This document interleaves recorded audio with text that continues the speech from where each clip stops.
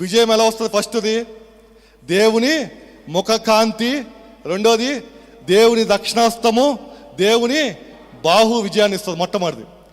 రెండోది క్షమించటం అనే ఘనకార్యము చేస్తే విజయం వస్తుంది. ఆమెనండి.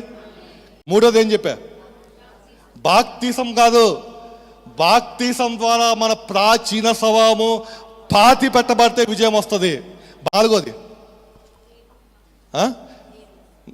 ఇంకోటి చెప్పాను నేను, యేసు రక్తము, యేసు నామము అనే ఆయుధాన్ని మనం ధరించుకోవాలి.